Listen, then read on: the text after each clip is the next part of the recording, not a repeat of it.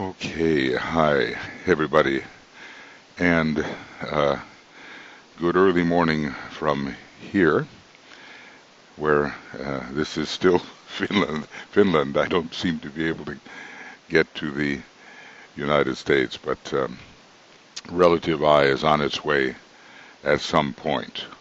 Actually, today we are discussing at first the concept of the point. We have it appears I got some nice sort of mathematical sendings from some of our uh, participants, sort of the Euclidean view and maybe a Pythagorean view, and I know there was a Leibnizian point of view, the famous philosopher Leibniz, who wrote on the monad. And he talked about a monad being a substance with a point of view. Well, I know we go a little bit into the philosophical mode on some of these things. I hope you can tolerate that. Hope I can tolerate that. The main purpose of this all is to, in a way, it's an old thing, to practice the presence of God, or let's just call it practice the presence, and then take a further step to be that presence. The presence is being itself, and it's the great common denominator. No matter what a thing may seem to be qualitatively, beyond its quality is its isness.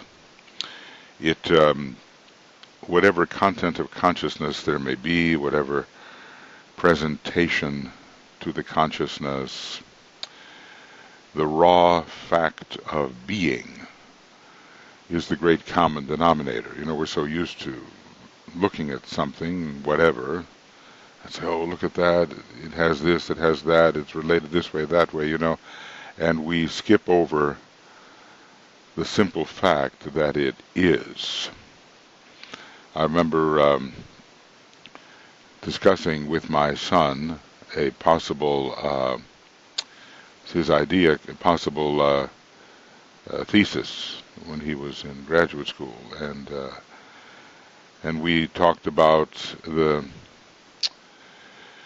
premise that a thing should be rather than not be. And that kind of hits you very strongly sometimes, called the blinking, the blinking of the dragon's eye, the blinking of the dragon's eye, because sometimes the reality of being or isness just hits you. It's just there, and it may fade out, That's why they call it a blinking. I've mentioned this before. The idea behind it, though, is that the dragon's eye has to stay open all the time, and by that we mean, the dragon of wisdom, or what a master perceives, because every master on this planet is a lesser dragon of wisdom, the planetary logos, the major dragon of wisdom. So the blinking of the dragon's eye reveals the homogeneous isness of all perceptions, and it's just getting down to such a fundamental level that the mind almost can't handle it. In a way, the mind is not terribly involved in that kind of realization. But when you look at everything around you, you say, well, what if all of this just wasn't? What if anything was not? And you begin to penetrate into the ontological level, and the science of being begins to emerge as important in your consciousness. So despite whatever little mathematical forays we may make here, the main factor is to be the presence. To detect the presence, to identify as the presence, to consciously realize that one is the presence one has always been. In a way, there is no such thing as the absence. There's only a seeming absence of the presence. And we will learn as we go through life and practice the presence. As a matter of fact, we could have a whole session itself on practicing the presence. It's a very ancient kind of thing. But the idea that I am the one, I God, I am the presence, is just fundamental to any perception of synthesis that we hope to achieve. We've been told it's desirable, and we've been told that we don't really understand it, and we've been told we have to work on unity, which of course we do. And sometimes we use those words, unity and synthesis, interchangeably, but they are different. Now, tonight, this morning, whatever, I'm going to offer some thoughts on the point. And I'm going to hope to be able to send this to you. If for any reason you did not get last week's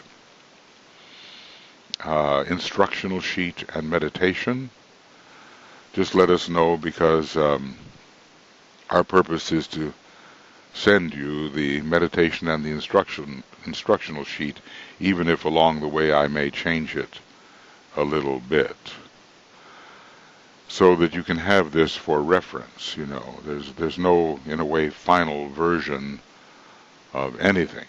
Just like infinity, there's no final version. The minute you finalize something, you have killed the infinite. So let's talk a little bit. There are, some 25 of us here. Let's talk about the point. And, it's part of some of this is part of the language that I've been trying to evolve. And don't worry about getting lost in the terminology. This terminology will begin to make sense in time. And like I say, even the terminology is not the main point, so to speak. The main point is to be what you are. Really know that. Beyond all of the things that the mind can reveal, which in any universe are virtually endless, but not really endless. The important thing is to be what we are. And we can't help that. We will always be what we are, but to go to such a deep level of peeling away the layers of the onion that we actually begin to find that undefinable something, which is called by many names and yet has no name. That's the important thing. And that should be a substratum of our lives, the very substance of our lives, regardless of what we do, good or bad, regardless of what we know, whether we're illumined or ignorant, that should be the substance of our lives, so that we can enter into this curriculum of being. Okay, so, I have a fair number of things to say here, and I hope I'm not going to overdo it. But let's just say that, as I say, to start and just catch and sustain your interest, I will just say that you are the point. I am the point. or at least a point. I am a true point, you are a true point, and ultimately in universe, because I have to discriminate between being in universe and not being in universe, because the universe is a cyclic factor. In universe, you are what I call the universal true point. Now, that's not the ultimate point, but you are the universal true point, and so am I, and this is the universal logos. Every being in the Mahavism, or it just Mahamaya, and the universe is Mahamaya. Any being in Mahamaya is a true point. So, a true point or the true point. You see, I've got capital P's and lesser p's there in order to discriminate between the tiny beings in universe, the tiny emanations, and the great emanations. I suppose a logos and a galaxy and solar logos and all that would come under the capital P, and all of the things much closer to us would come under the small p. So a true point or the true point can never be accurately created with a writing instrument or a computer. What do? We take a pencil and we make a dot and we say, well, here's a point, but it's a point. But that's not really a point, and even as small as we would make it, with our writing implements, that's not a true point. When we create such a visible point, it is really only a representation of a true point, and should be more properly called a virtual point. It is not either true or real. So, in the instructions here are on the virtual point, the true point, the universal point, and the ultimate point. And I wouldn't bother talking about points. This is not strictly mathematics, this is mathantology, in a way. I wouldn't bother talking about points if every one of us was not exactly that when in universe, a point. Sometime Master DK talks about devas, and he just talks about them as points of life. That's what we all are. So, the ontology, the science of being here is behind whatever seeming dry mathematics may be operative here. So a true point has, according to the usual mathematical definitions, and this is really important, something's left out, no dimension. Somehow there was a mistake there. No dimension, and especially spatial temporal dimensions. A point has no length, width, height, and I want to add, which really gives some confounding thoughts, no endurance in time. In other words, we have to eliminate the usual dimensionality from a point. But I will add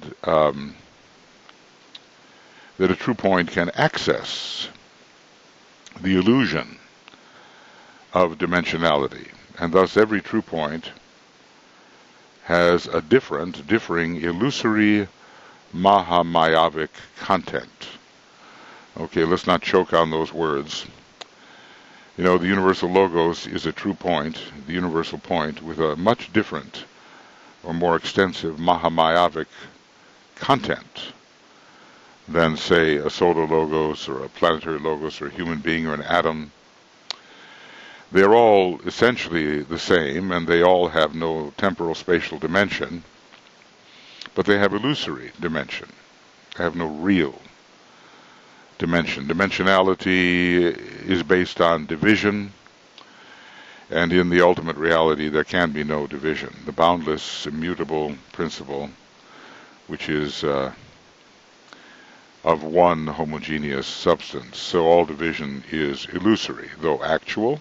illusory though actual, and very necessary to what seems to be going on here in every universe. We usually think that this description means that a point has no spatial dimension. And that's how we usually think of a point, no breadth, no length, no height, we think in terms of 3 dimensions. So we come up with just about nothing, almost nothing, when we think about what a point is. But what if a true point has no temporal dimension as well? What if it does not persist in time? And that will lead to some really wild thoughts about whether the universe exists or not. Well, as I say, it's actual, but it's not real in the ultimate sense. So and I'm just kind of going over these points. Excuse me. I'm going over these itemized statements in a way that might be useful to you when you review them. I realize I'm in the realm of philosophy here, and that when we get finished with this kind of discussion, all things that are apparently real will be shown as illusory and unreal but actual. So a true point, I say, is like an infinitesimal. Like an infinitesimal is not nothing. It is not zero in the sense of being nothing. And I'm not talking about the no thing here. I'm talking about what zero represents. And last week we talked about the ultimate infinitesimal, or the absolute infinitesimal. Then is a true point the same as the ultimate or actual absolute infinitesimal? Is it the same as the ultimate negligibility? And I would just say, sometimes I call it so. That the true point is really the absolute infinitesimal, which you may remember. I don't know how we do this, but if we divide any n by a b I x by absolute infinity, we get a b I s x, the absolute infinitesimal. But it's not zero. The limit may be zero, but it's not zero. In other words, there's no way you can negate beingness. You just can't do it. We can think we can do it, but even the thinking shows we can't. Okay, so then, I realize these concepts are going to be new to most of us, and every time I go over them myself, I say, oh, have I ever really thought about this, But okay, let's just go for exposure at first. Our goal is to be everything and to be no particular thing at all. Our goal is to have such a wide identification, such a deep identification, that nothing can enter our content of consciousness without us being that which has entered. So it is a universal and identification, and beyond that, a supra-universal identification. That's our goal.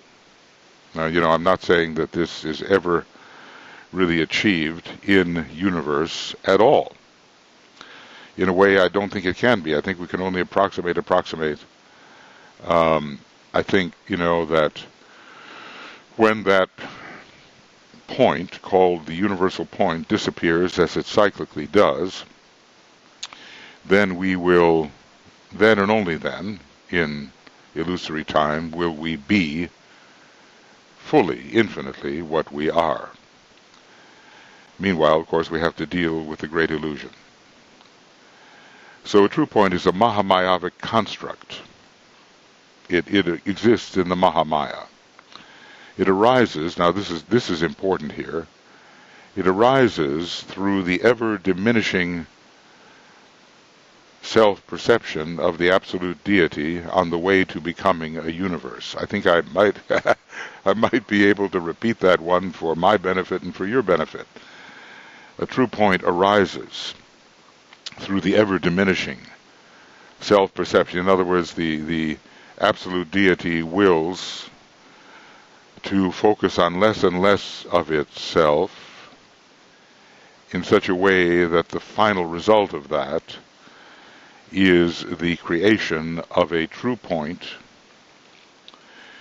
which becomes the universal point and is the universe, or at least is the root, the very root of the universe. So, and now, for all of our detractors, I would say that ultimate reality, ultimate beingness, whatever you want to call it, is really pointless. All this is really pointless, and with that, many people will agree. What are you on about here? Well, it's really pointless. There are no real or true points in ultimate reality, but in the apparent Mahamaya, it's all points. Reminds me of a kind of French movement in art called pointillism. Those particular artists really saw everything as points of light. They reduced the usual perceptual constructs to the minimal unit, and they achieved some very interesting results. So ultimate reality, ultimate beingness is really pointless. And when I say that each one of us is a point, I'm only talking in universe.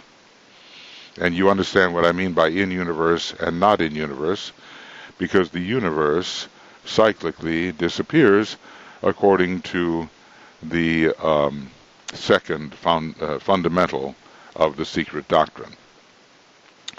The state of absolute beingness is, from our perspective, homogeneous and utterly pointless in essence. The state of absolute beingness, the bounded immutable principle, and whatever that is, it doesn't exist in the usual way, because the X would take anything out of it. The EX would be an emanation, a ray flashing forth out of its wholeness. The state of absolute beingness is homogeneous and utterly pointless in essence. Beingness is homogeneous and devoid of points. You can say that however you like, but many different points would violate the homogeneity of the absoluteness. But in the world of Mahamaya, which is our usual universe, and I'm using the ancient Brahmanic, Vedantic term, in the world of Mahamaya, any universal logoic self-perception ultimately reduces to a true point. I mean, if I am the universal logos and I see different portions of myself, and that very seeing creating emanation, then every such emanation is really a true point. But ultimately, there's only one true point in all of any universe, and that is the universal point. Now, at this point there might be something shrieking in you, say, what has this got to do with me? What has this got to do with my discipleship? Well, it depends on how radical you want to go. I call this type of philosophy radical infinitism. And I guess it's sort of my relentless relative me, my relentless will to help to reveal that all of us are absolutely infinite as a substratum to any type of identity, small or large, which we think we may have. And that's what it's got to do with you, with me. It has to do with the search for our real identity beyond relativity. real identity beyond our relative identity. I oftentimes point to myself and say, well, relative I is still in Finland, relative I is on my way to the United States. Obviously, I'm not talking about the substratum, which is immovable and has no parts. I'm just talking about an emanation of the great substance.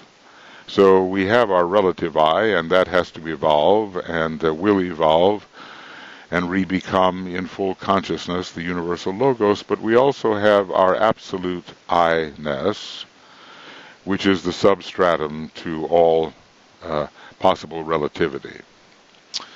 So anyway, in the world of Mahamaya, which is the world of the universe, any universal logoic self-perception, and there's really nothing else in all of cosmos except the universal logos' self-perception, at least that's my thesis here, ultimately reduces to a true point.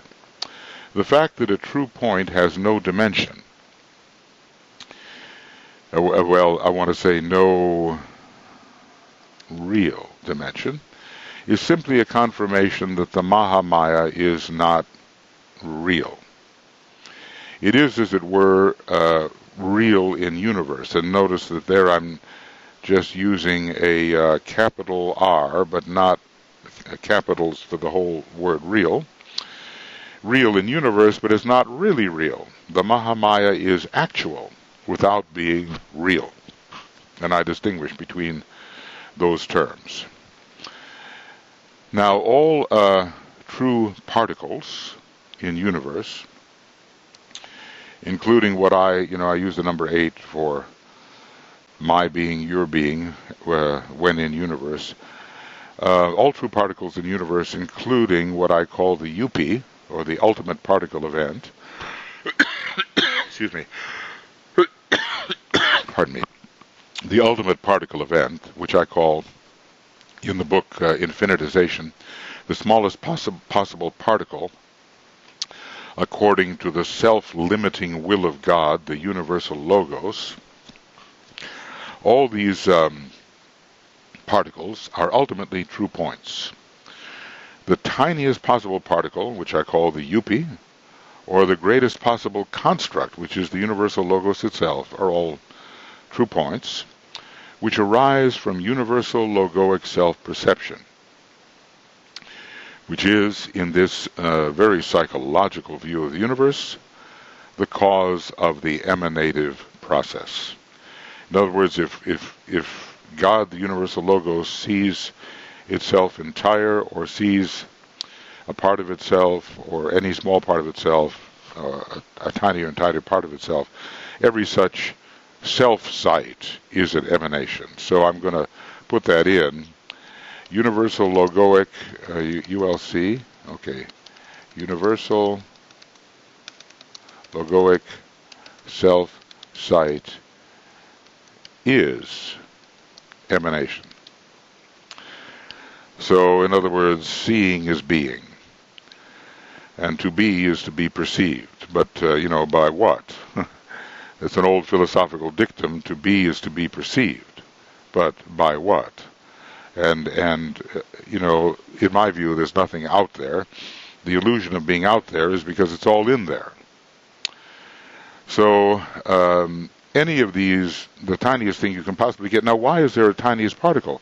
Because, theoretically, you could keep dividing and dividing and dividing and dividing, ad infinitum. But any universal logos, in order to maintain its finitude, to remain finite, stops dividing. Otherwise, you just couldn't have cyclic universes. The dividing would go on forever. So in order to have the cycle and fulfill the second fundamental of the secret doctrine, the dividing has to end by an act of will, and there has to be, in any universe, a smallest particle, simply sustained by the will of the self-seeing universal logos. So any UP, ultimate particle event, or larger particle in the universe, is thus considered ultimately a true point without dimension. Now we get into the Buddhist idea of aggregation and aggregates. All of us, in a way, are whatever we think we are. In the Mahamaya, we are aggregates. We are constructs where many little things come together. This means also that any aggregation of true points is also considered a true point. From a certain point of view, the universal logos is a aggregation. And all that we see around us are the great form, the form of God revealed in the Bhagavad Gita. It's all an aggregation of tiny yuppies, ultimate particle events. So this brings us to a question. I'm just checking here, how many we're going to lose along the way. All right, try to bear with this. It's the attempt to go into reality through the power of thought, which ultimately, like Moses when facing the so-called promised land, Moses couldn't enter. And what that really means, the symbolism of that is the mind really can't enter. But okay, it can take us to the threshold. You can lead a horse to water, but you can't make them drink, and the drinking is an act of identification. So any, aggregations are also true points. And so we come to this question for ourselves: can something be and yet be dimensionless? And this is our premise, at least spatially and temporally dimensionless. What I'll do sometime is get into a discussion of dimensionality. We're all interested in it, this plane, this subplane, this subplane, what's going on there, what are the atoms like, what are the psychic faculties related to all of these things, these divisions. We'll talk about dimensionality. And, supranuminal dimensionality in the absolute. We'll talk about that too. So maybe someone remind me here, because I realize I cannot explore fully dimensionality right now. I can just say that our premise is that something can be and yet be dimensionless. Ultimately, the universal logos itself, or any universal logos, and there's been infinitudeness of them already and forever, which is a real mind bender. Ultimately, the universal logos itself, or any universal logos, is considered to be a true point, ultimately without spatial or temporal dimensions, and this has huge implications for the science of being, for ontology. This particular kind of true point, the universal true point, should be called the universal true point, the one real point in the universe. And then now this is another step here that I'm going to take. And if we take the infinite set of universes past, present, and to come, and there's only one such set, really, but the set of universes past is infinite. Even adding one universe after another infinitely to the infinite set of universes past, you only get an infinite set of universes. So if we take the infinite set of universes past, present, and to come, the addition of dimensionless universal true points will yield what I call the ultimate true point. The ultimate Mahamayavism. There's only one of them. Even though there's an infinitude of universal true points, there's only one ultimate true point, and we are that when we are in and as the Mahamaya. So the implications of this thought can really turn normal, even esoteric conceptions on their head. So we have to be willing to turn upside down here when we're dealing with these factors. Now, Okay, by the way, I just going into the relative world, if any of you for some reason is not on the constant contact list,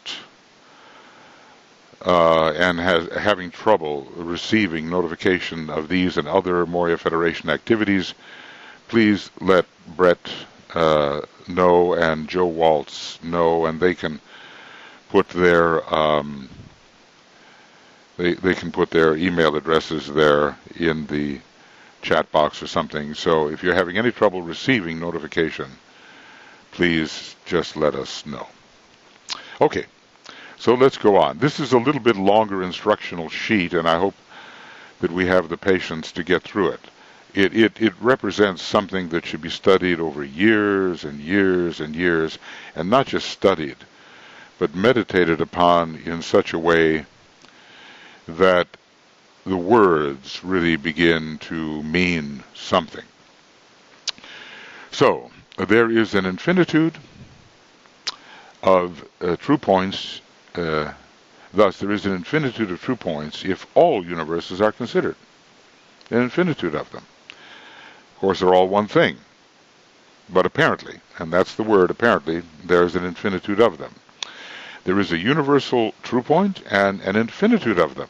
An infinitude after its own kind. You know how I talked to you about the difference between an infinitude of oranges, an infinitude of apples, an infinitude of even numbers, an infinitude of odd numbers. Those are infinitudes after their own kind, but they are not absolute infinitude, which is the maximal infinitude possible, never ending. Okay. So there is a true point and also an infinitude of them. An infinitude after its own kind. There is only one ultimate true point composed. And this is an important point. Excuse me for that use of the word point. So often appears in our discussions that we can't avoid it. There is only one ultimate true point composed of the sum of an infinitude of universes. Though this ultimate true point always remains essentially dimensionless, though Mahamayavically dimension full, because it can access any noumenon of dimensionality in the supranoumenal world of the Absolute. Now, one thing to remember, not all of us are mathematicians, and I'm not either. But we should remember that any quantity added to infinity yields infinity. It's never going to change. You can't have the infinitudinousness of infinity will remain no matter what you add to it. Okay, so it doesn't change. You can't add, subtract, divide, multiply. It's all going to be infinity. And this is, and it occurs to me that if you add infinities after their own kind to absolute infinity, all you're ever going to get is absolute infinity. But of course, you cannot really add those things because absolute infinity includes all possible infinitudes and all possible finitudes. Absolute infinity, I should actually write that down if I dare. Absolute infinity, absolute infinity. Well, I thought I had that. Absolute infinity? Nope. Anyway, I'll just write it out. Absolute infinity includes all possible finitudes and infinitudes. I sometimes forget what symbols I use to produce the mathematical symbols, but I'll get, it'll all work out. Okay. Now, a thought to consider is that when you add dimensionlessness to dimensionlessness, even infinitely, you can only arrive at a dimensionlessness, or let's call it, or a non-dimensionality. We're not going to change that. You keep on thinking, well, I'll add one universe to another universe, and I'll get something bigger. No, it's all the same. You're only going to get a true point, a universal point. So let's try to be clear. As many for us, human beings, humanly countless, as many humanly countless true points as there appear to be, there is only one true point for any universe. One universal true point, and you are that. Now, like it's the ultimate hubris to say, oh, I am the universal logos. It's a whole lot worse than saying I am Napoleon or I am Cleopatra. It's the ultimate inflation of identity. Or is it also the ultimate realization of identity? So there's only one for every universe, and you and I and every particle and everything around us is exactly that. And that's what, maybe some people call non-duality. We do not see multiplicity here. We do not have a this and that. We have simply one thing. And we only call it a thing because we have no other word for it. Okay, so if one adds an infinitude of universal true points, one will only and ever arrive at one unchanging ultimate true point, which is dimensionless, but has and always has had infinite potential for manifestation. So, let's just say, out of the ultimate point comes all universes and all possible manifestation. Now, you are very creative. Just think. I mean, there's some weird thoughts that come here, but just think of all the universes you have become. An infinitude of them. Ever an infinitude of them, and forever an infinitude of them, no matter how far back you go, so to speak, back. It's just a category of consciousness, back and forth. But no matter how far back you go, you've always been and always have manifested as an infinitude of universes. Now, this is no excuse to get personally inflated. Our own personal emanation may be in trouble. We may have many, many faults in our own personal nature, which have to be corrected in the relative universe. But when you're really looking for the root of things, that's what you will find. One unchanging, ultimate true point, which in a way becomes or is the sum of all universal points. So let us, but what we're going to mostly look at is not so much the ultimate true point, but the universal true point, which is the very essence of every universe. So that's what we're most caring about, manifestation. Okay. And so the universal true point is the very aperture into manifold Mahamaya-vism.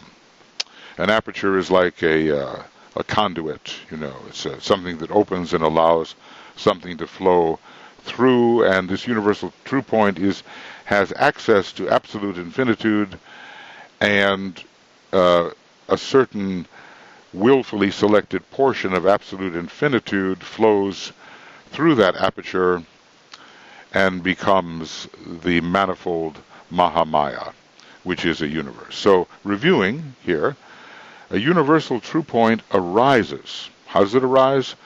From the willfully limited self-perception of the absolute deity.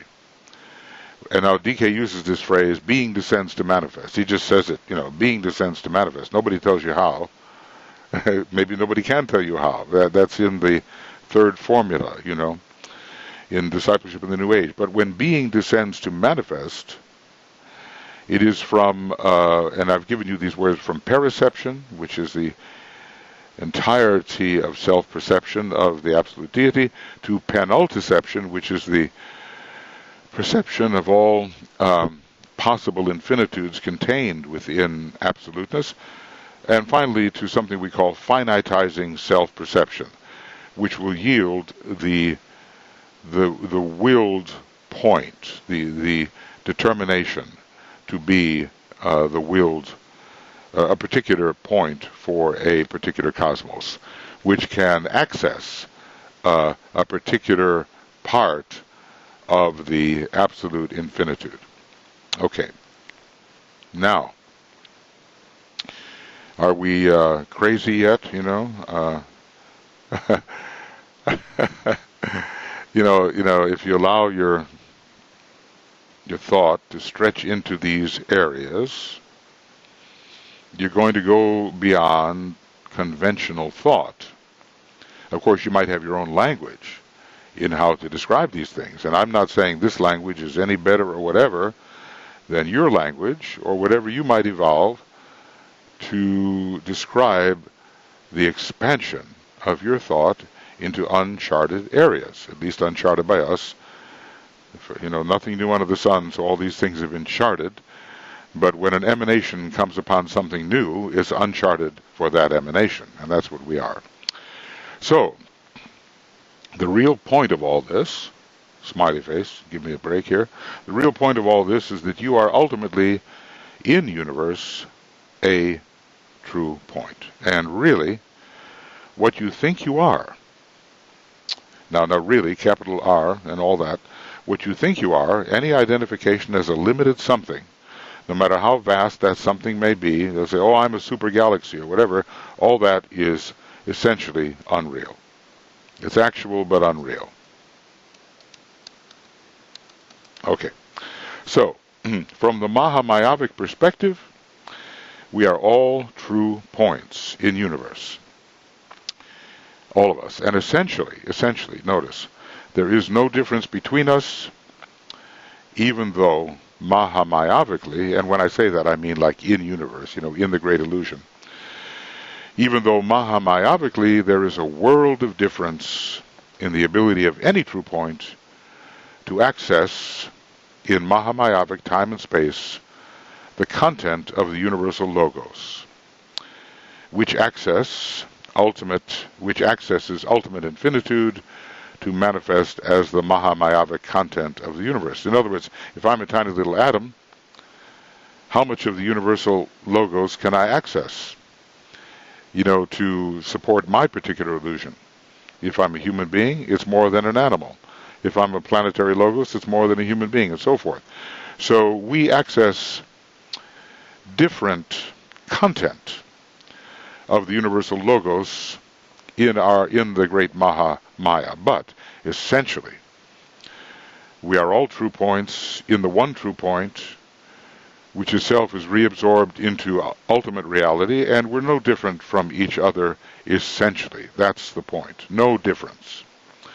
I once remember, was it a kind of a Buddhist idea, or was it a Vedantic idea, that a human being really arrives at enlightenment or something when he or she can look in all directions and see no difference. And I thought, well, that's very peculiar. How can that be? Obvious difference prevails everywhere. But it's only as I get later in my experience in thought that I realize more what was meant. Of course, relative difference will always exist in universe, in the Mahamaya. But real difference doesn't exist.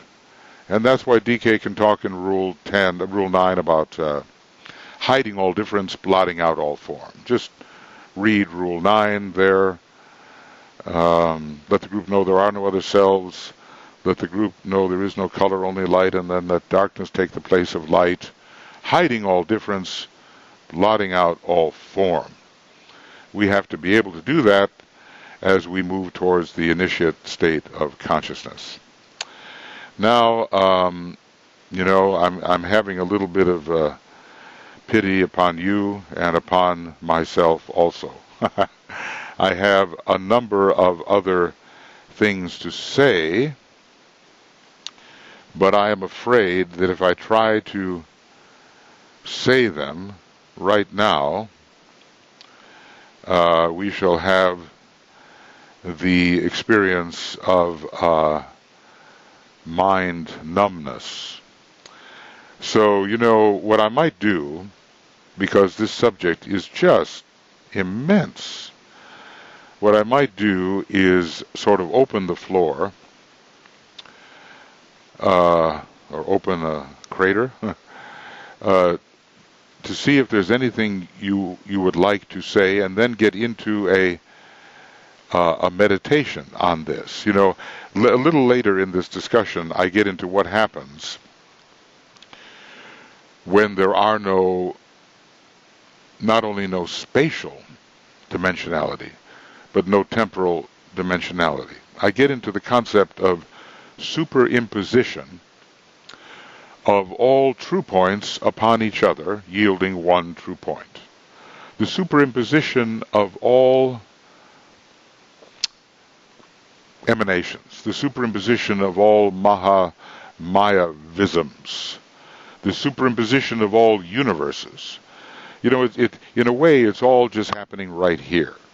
Now, can you have a here without a there? I don't know, but when we say here, we get the idea of something that is immediate. You know, it's controllable. It's not beyond. It's present. It's present.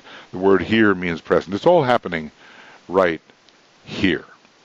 So maybe what I'll do is to keep this within due limits and due bounds, is to, as far as we have gone so far, and there's probably another 15 points here,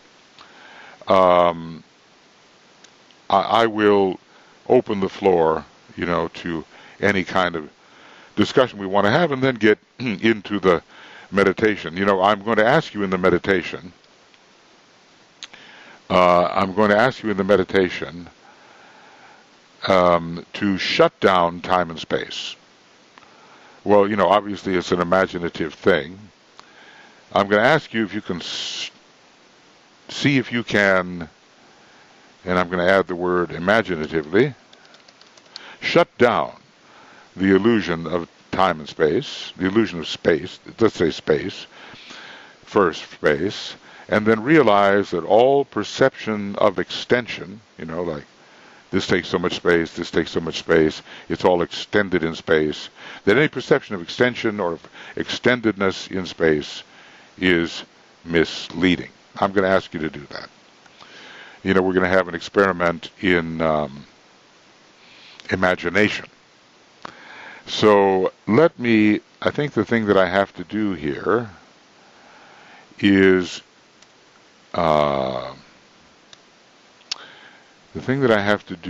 just put a red line here. Give me a break, huh? 2, 3. Oh, it turned into a black line. So we'll do it this way. This will tell me where we came to, because in a way I wrote too much for any one program of this nature. Now, so I offer you the chance now to say something, and then we'll go to the meditation. And when we resume, will it be next week or the week after, I will review these questions regarding the point of your identicality with the point, of the idea of the virtual point, which is not a real point, of the true point, of the universal point, and of the ultimate point. And I will review the idea that the universal point is the great illusion, is the Mahamaya, is the universe, and that essentially you are that, and that what you seem to be is a true point which has emanated from that universal true point. I will review that with you, and we will not stray too far from our theme of identification. So, in other words, because what's really important is to open your heart, open the heart and the head, focus on the 12-fold heart of the egoic lotus, and focus on the 12-fold heart of the monad, and see if that adds another possibility of becoming that which you perceive. Okay, so forgive me for the foregoing, and more will be on the way. Is there anybody who would like to offer a thought or a question regarding this discussion. And I will just say to be resumed in Seeds of the Infinite, number 14, whether that is going to be in 1 week or 2 weeks. So I'm looking for your hands, or if you don't want to use your voice, you can write a question out, or you can write a statement. Now remember, this is new terminology to you, and it is evolved terminology for me, but it is not completely understood. You know, I get an intuition, we all, you know, I get an impression, and then it has to be worked out in the field of the abstract mind. So I'm presenting you with my highest thought on these matters. This is not to say that this thought is invincible, or that contradictions cannot be found in it, because, you know, many more conventional and brilliant thinkers would find contradictions. But, you know, of course, I call the absolute reality the great contradiction anyway, the great paradox. So if this can begin to open your mind just a little bit, if it can begin to take relative you into new areas of possible perception, or to take you into an area that you realize you've always thought about anyway, but under different terms, then that's great. That would be my objective. So I'm stalling for time here just to see if any of you, yeah, here are some hands, and let's just see, we have 3 hands up, so I'll go work from the bottom, and I'll say, Walter, you go first. Yes, I think one point, no pun intended, from this is that there's a distinction between the general concept of a point and a specific point, or a point that's qualified in some fashion. Like from a mathematical standpoint, often a point is referred to with coordinates, or similarly there's a point in time, which, and even when qualified in that sense, it's still dimensionless. It still has no like width or span or time span, and it's still, you know, a 0th dimension, but it still is qualified or has quality to it when you give it either a point on the timeline or a coordinates in space. And so it seems like what we're doing here is more with the general concept of a point that discards or goes beyond those qualities to the universal areas, which makes all points unified. Identical, even ultimately identical. Yes, I appreciate your thought in that. What we're taking here is a very radical approach to a point, and we're taking it out of the strictly mathematical realm, and we are taking it into the realm of being and identity. So, you know, we're allowing ourselves to do that, which is different from the mathematical coordinates which usually produce a point. And we're, you know, and even when we have the point in mathematics, we somehow visualize it. But we have to realize that our visualization is a great approximation to what the reality actually may be. And I want to just say this, Walter, that in a general sense, in all of this kind of discussion, we are moving beyond quality. Quality is of the soul, quality is of the second aspect. We're entering here into the first aspect.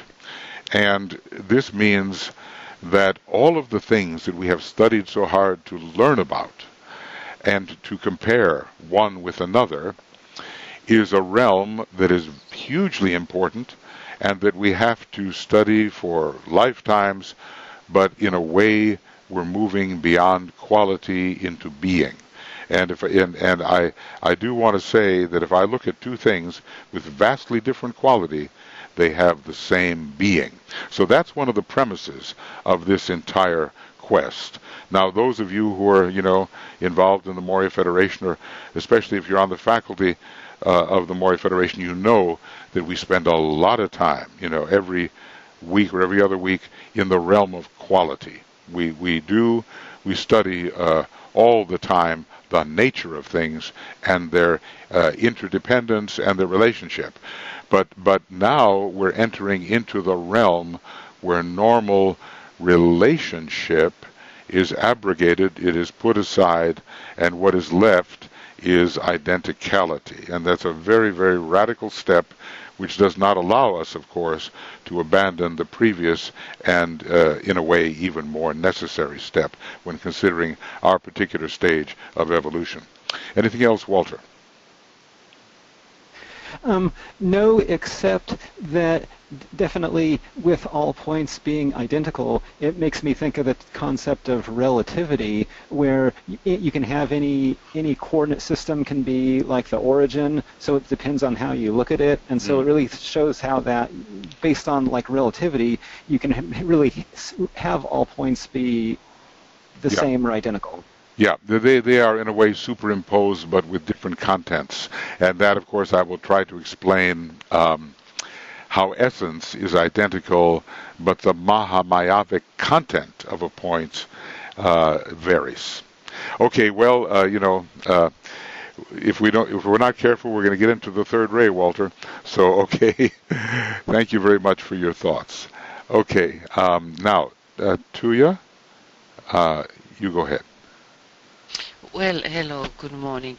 This is only a practical point. We cannot help us going beyond, that we will be in the third ray.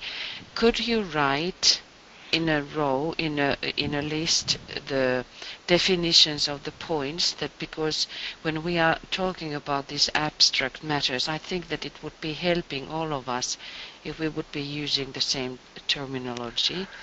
But to remember what you were saying would be easy if you would write them now down. Okay, I will do that maybe next time. Now, can you just write this very moment? There, under your red things, 13, 14. Well, because what I'm actually thinking about here is the virtual point, which is a representation of a true point. Of a true point. I'm thinking about the true point, which is spatially, which is a substance, a limited substance, which is spatially and temporally non-dimensional, but which has Mahamayavic dimension. And then Michael, correct is non-dimensionally. You have to correct their non-dimensional. Which is and temporally non-dimensional. Yeah, thank you.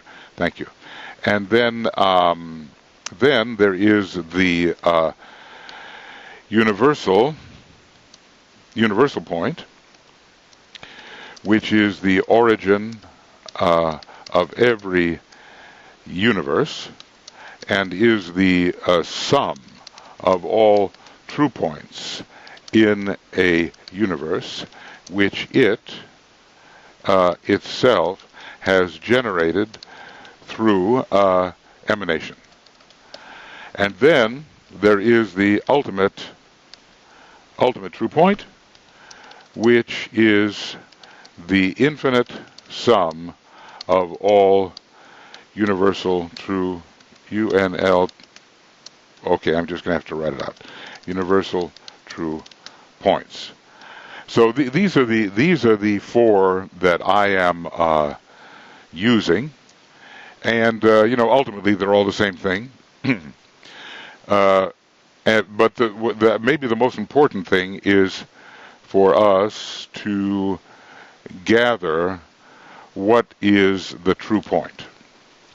And you see, does the true point have a location in space? Well, not ultimately, because everything is all these true points are really superimposed. So they're all one thing, and they don't have location. You have to have multiplicity and variety to have location. So I'm going out of that. I'm leaving behind that practical realm of mathematics, where we do want to know the relationship of all things to everything else. And I'm just going for the idea that with identification we have identicality and the superimposition of identity. In other words, I am you, you are I. We are the same thing essentially, though in the Mahamayavic realm, the universe, we have different scopes of illusion, if you will. So the scope of illusion of a human being is much smaller than the scope of illusion of a solar logos, and so forth. Okay, so I hope that helps. Those are the four types of points that I am dealing with, and ultimately they are only one. They are all the ultimate true point. Okay, I hope I'm, I know I'm audible. Thank you, Tuya. And now there was Nicholas, I saw. So go ahead, Nick.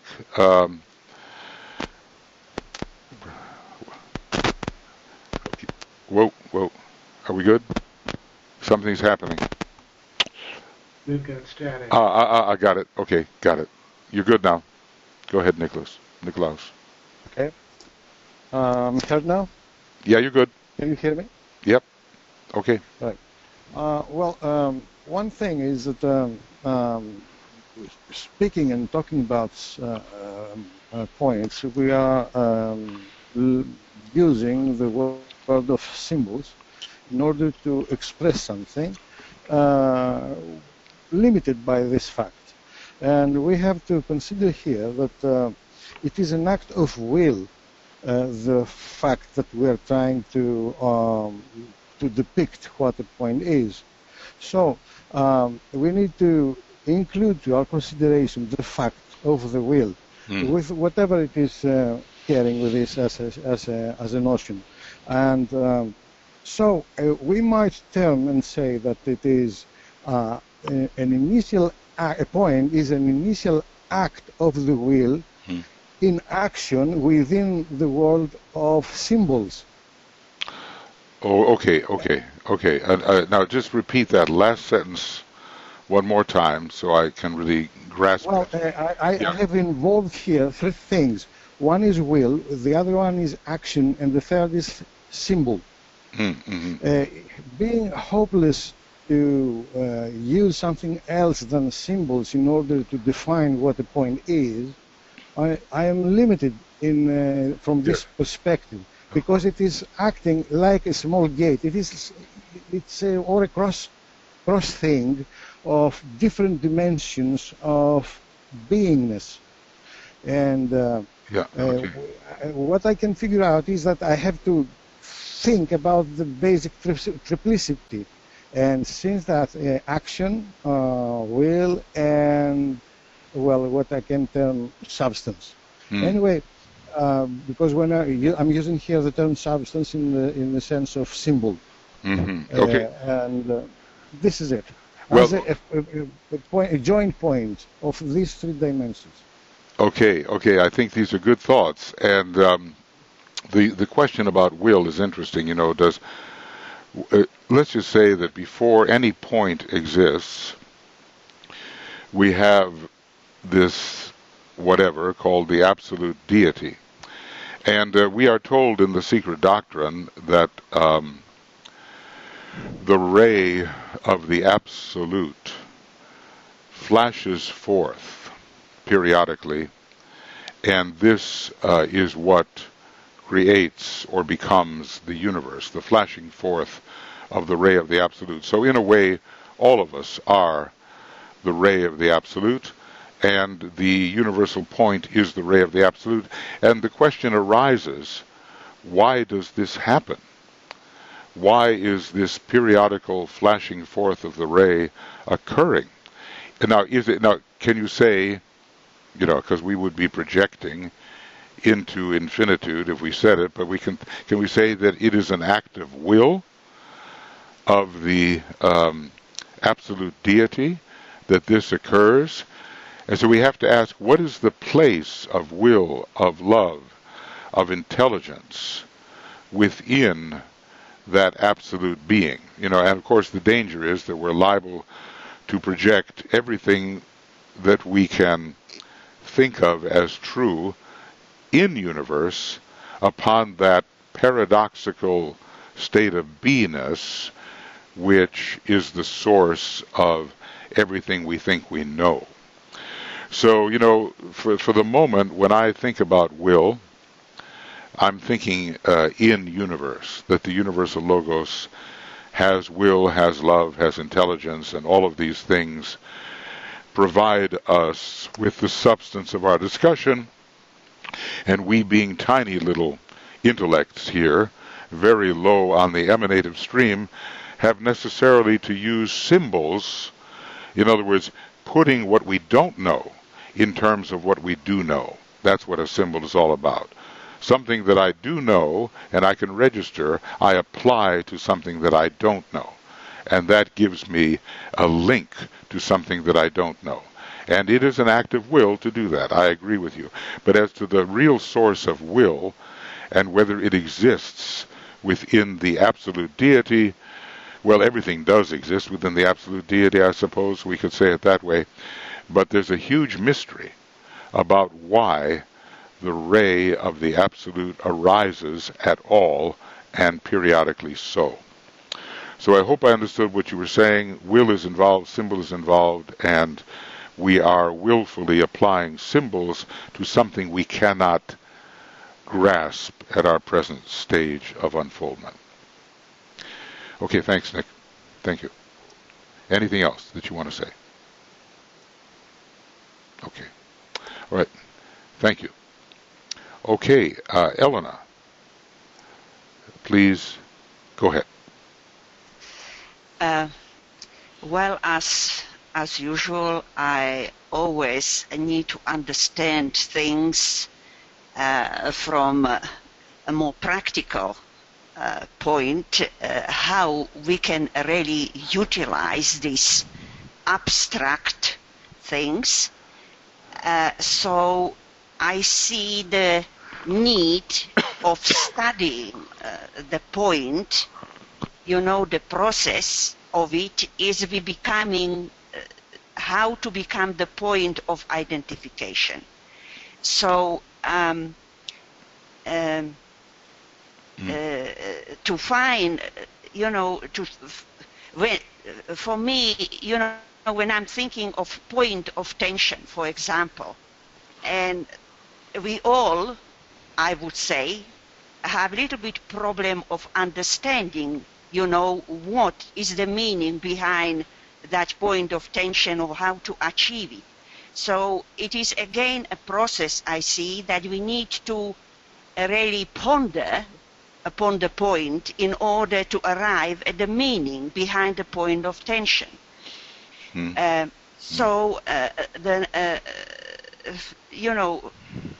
For me, the process of finding the point, we need to, because we're dealing, as has been suggested, with the spirit here, in which the point represent. So we need to go. We need to enter again the triadal awareness. And when we're talking about the spirit or the spiritual will, we need to really go through the process of realizations from the lowest to the highest, and realization we find at the atomic plane. So, I see all these processes for us, how we're going to understand for us, what the point represents. Because, secret doctrine is saying that the central point is the concealed monad. So that is another area that, we are arriving at the essence of what we are. And, that's right. which the monad represent for us is the essence. And, then it is reflecting the jewel in the lotus where we enter into the monad. So, yes. all this, what I am sort of thinking is a process which we can enter through the meditative process and realization process.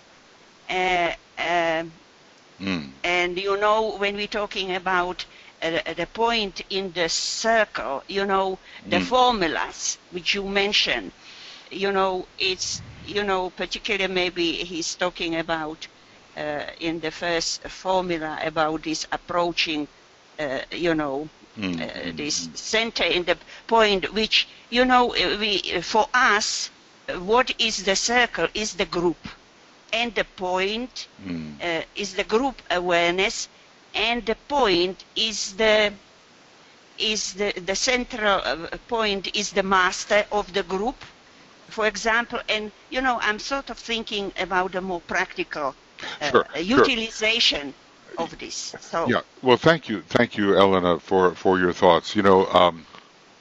I think you will always haunt me with practicality. what I know I deserve it, but for me, as I've thought about what I'm trying to get across here, the most practical or useful, practical thing that I can do is to become in consciousness that which I actually am. And this, of course, involves the old Vedantic process of dismissing and driving to either side that which I am not. And I certainly do agree that all of this antiquranic work is necessary in order to see somehow or realize the disciplines of realization on the atmic plane, the fifth level, right? To realize these things. So that we have to become in a definite realization this substratum. This for me is very practical. In other words, if I know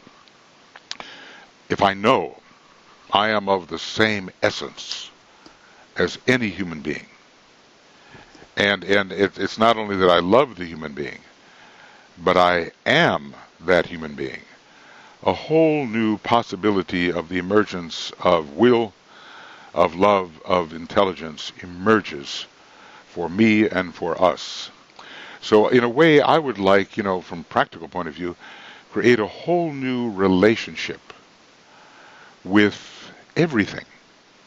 Like in that stanza, I am the one, I God, I am the form in which all forms are fused, I am the soul, no, I am the form in which all forms are merged, I am the soul in which all souls are fused, I am the life. And in that life, all little lives remain. If I can come into that relationship with all beings, I know that from the practical point of view, the quality of what little emanative I does in this world is going to change drastically. And that's where I look at the practicality of identification to improve the quality of relationship with all beings, even though in a way I consider relationship to be an in-universe kind of thing. You have to have division in order to have relationship. So if we start that there's a boundless, immutable principle, it's immutable, there's no movement, there's no relationship that is finally real, it's all identity. Even though we start there, our goal, as you would probably agree, is to live a better life of discipleship and of group relationship and of usefulness to the ashram, all on our very low level of expression. But that's our goal. And the practical part of this is if these thoughts, which break down the usual constructs of the mind, can help us live that kind of life. See, so Yes. from Okay. my angle, that's the practicality of it, you see. I am not dismissing the highest what we're discussing here. Okay, I am not saying I agree what you said. That on the highest abstraction or infinite, that what you're saying is absolutely very practical on that highest level, that we are the same and all that. I'm not dismissing that. I am simply looking at it, that how we can also utilize that in the process, Yeah, sure. Yeah, And, I was saying and the same thing. Yeah. Yes, and being astrologer, and when we're talking, I looked into the cosmic in the secret doctrine when speaking, about the Mahamaya, for example, that Virgo, the sign of Virgo, a virgin, represents Shakti or Mahamaya. This is what the secret doctrine, for example, says. And I just, what I got from it is the quote that Virgo, as the sixth sign, indicates that there are 6 primary forces in nature, or 6 hierarchies of Dien Chohans. And these are only the guided forces, synthesized by the primary, which is the 7th. Yes. Who personify the 5th principle of the cosmic nature, or of the mother, in its mystical sense. We're talking, the manas there. So the 6 forces are in the unity represented by the astral light, which is the light of the logos. Now you want to go as high as you want, even with the astrology here, which the Virgo seem to represent, this Mahamaya, because each of the 6 forces has a living conscious entity at its head, of each entity in its, emanation. And here are these 6. Here are these 6 right on this chart. You see. Well, Eleanor, let me just say this. This is a deep discussion on the secret doctrine. I guess from the philosophical point of view, what I'm trying to do is, well, although you have brought up a very great subject which needs profound study, I am actually trying to, how can I say, look at the entire universe as the Mahamaya. That has been my premise. Now, that is not what Blavatsky says and all that, of course, but in the kind of thought that I'm suggesting here, that if there is a presentation to thought of anything whatsoever, even on supercosmic planes, on and on and on and on, compared to absoluteness, it is the Mahamaya. Now, I think you're absolutely correct. We've got to study what is the Mahamaya from the point of view of the Shaktis, of Virgo, on the cosmic physical plane, and all that. But that particular subject, profoundly deep, is in a way more complicated than what I'm trying to bring forth at this point. So my definition of Mahamaya is quite different from that which is associated. Although you might say that on the cosmic physical plane and with Virgo, there is a kind of reflection. I'm taking, in a way, a much more radical approach. And the thing that I'd like to do, maybe we can't do it right now, is kind of talk with you about the distinction here because otherwise we're going to get off into a very long discussion, and I won't be able to go through the meditation. So I appreciate what you're offering. I understand its complexity and its importance in relation to the cosmic physical plane and also in relation to astrology, and I would like to be able to express the difference as well in what I'm trying to get across, which is at once much simpler and less detailed. I know we love the details, but much simpler than all of the profound relationships we could get into. Okay, there's one more. Thank you, Eleanor, very much. Bibi, you had also, I think, somehow I've lost the statement that you made. Brett, I don't know if you can help me, because Yes. whenever I press the question mark once, I do not succeed in getting it again. And I noticed that... I'll try to read BB's comment. Okay, yeah. I wish I could see them, of course. That's the thing. But go ahead. And then BB, maybe you wanted to talk because you also had your hand up. So go ahead and read BB's comments. The true point, having no dimension, could be a portal to being through which it descends, and moving in circle it evolves or involves, while coming into consciousness of the infinite and the infinitesimal. It evolves and involves simultaneously. See, there's many factors there that I think, well, first of all, thank you for the thought, and there's much there that I think that is true. I've always considered the true point to be an aperture to absolute infinitude. And you know how I define the infinitesimal as next to nothing. It's a colloquial phrase where you think, oh, that's next to nothing, But I literally mean it, as close to nothing as possible. One can say the same as of the true point. Now, before there can be evolution in relation to the true point, there has to be emanation. Emanation is a going forth into multiplicity and manifoldness, complexity. The one become the many.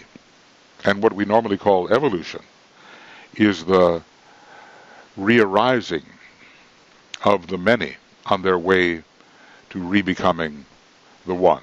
So there, we have to, keep the sequence there. We have to go forth into multiplicity and into manifold true points through the process of emanation before we can regather ourselves, re-aggregate ourselves, and the many re-become the one. Now, Bibi, did you want to say something? Because you had your hand up. Yes. I just wanted to say it's very interesting, the thing about the identification with symbols. Mm-hmm. That was what I had in mind. I had this circle, and they're moving in the circle as a true point. You evolve or involve, thinking about it as a spiral. Yes. Right? Yeah. While moving in the symbol of the infinite, you evolve or involve simultaneously without creating the spiral. It's like, I don't know how to explain it, but it is very interesting, the consciousness about the symbols and how it opens up your consciousness and... Yes, Bibi. And as Nicholas was saying too, that we are really relying upon symbols. And I was mentioning just the other day that in Glamour, a World Problem, DK gives us, is it 4 or 5 steps to studying a symbol? And he starts with, of course, with outer enumeration and description, and he ends up finally with the inmost purpose of the symbol. So that's what we have at the moment. And as I tried to explain, a symbol is trying to is a method of understanding what we don't know in terms of what we do know. So in the intuition is the link, and if we relate to a symbol in the proper way, suddenly our thought will transcend its normal boundaries, and we will be catapulted into a higher level of understanding which has some resonance with the symbol that we are using. So, of course, we have to study these things. Now, of course, involution, or the involving, always precedes evolution. And yet, you know, in this big game called the universe, a universe, nothing ever changes. Because, you know, what I want to stress, and sometime I will try to bring out this idea, that anything that ever could happen, has happened, or will happen, is already in the state of complete happening within absolute infinitude. So literally there's nothing new under the sun. The only thing is our experience of the interaction that we will have in a limited state of consciousness using our free will. We are literally creating this as we go, even though there is a higher objective. But when it's all over, any universe, and this gets back to the mathematics, has anything been added to absolute infinitude? See, not really, because it's all there noumenally. You know about noumena and phenomena. Phenomena is what you see, and the noumena is the pattern that caused it. So I'm saying that inside, can't use those words, but okay, inside the absolute infinitude are all possible supra-noumena.